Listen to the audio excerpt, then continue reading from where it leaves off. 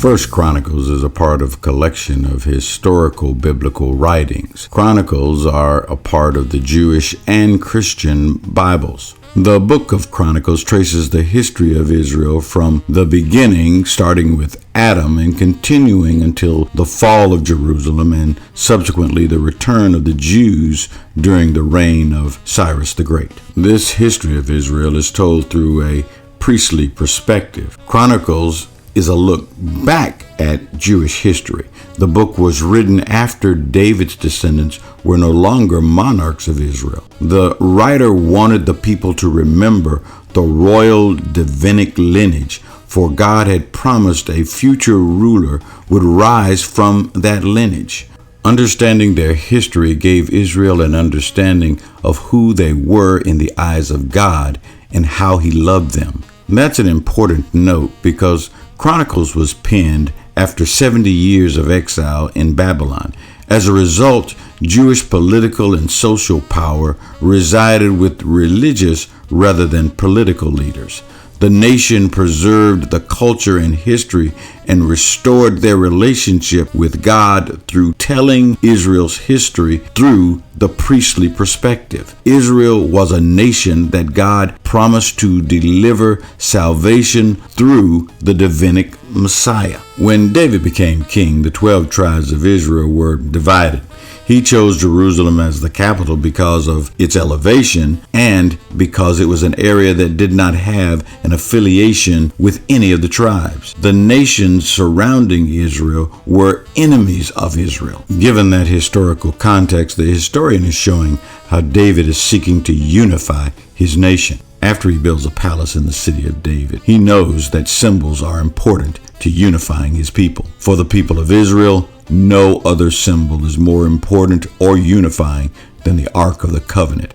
It had religious and political significance. Remember, this chest held the most important religious relics known to man at that time, the 10 Commandments. The book of Exodus describes in great detail how God ordered Moses to tell the Israelites to build an ark of acacia wood and gold to hold the 10 Commandments with precise instructions. A short time before the historical account in our lesson, Uzzah had died because he touched the ark in a manner that was not prescribed by God. Consistent with God's directions, David indicates that only the Levites were allowed to carry the Ark of the Covenant as they moved it into its special place. Now, Levites were a descendant of Levi, the third son of Jacob and Leah. God designated them and them only to carry the chest of God and to be available full time in the work of worship. As both a political leader and a spiritual leader seeking to unify a nation, David calls 6 Levite leaders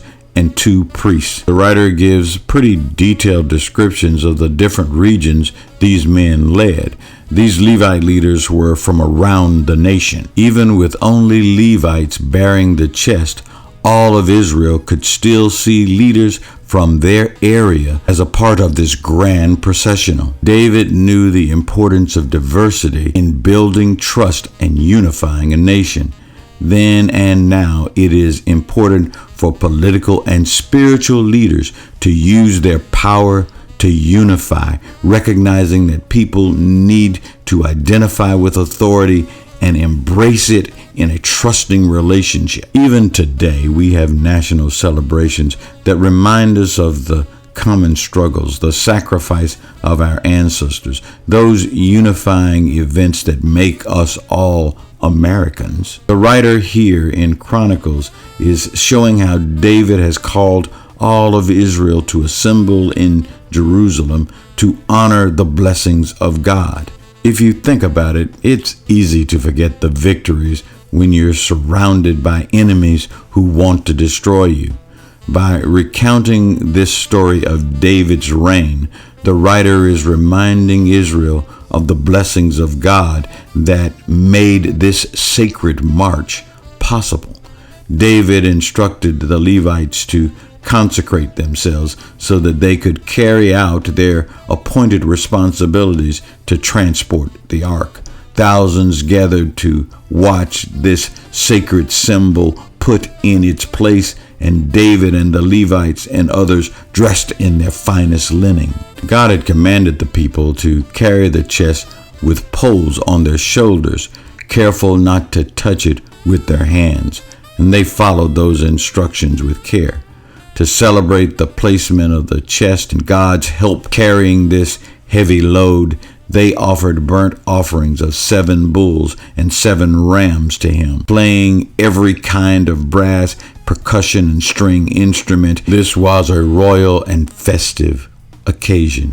In essence, the king, the warrior, the leader, David, was bringing the nation together, and David, who was the spiritual as well as political leader of Israel, set an example by openly praising God by dancing along the parade. Now, don't let anyone fool you. David is a flawed man, but he realized he must set an example for Israel so that the people would acknowledge God as the source of their blessings and praise him as the source of their blessings. While David danced, Michal, Saul's daughter, David's first wife, the woman who he had given 200 Philistines' foreskins to marry, looked with disdain on him. As with most of us, most of our stories are not one-dimensional. Just as our lives have many levels, David's life had many levels.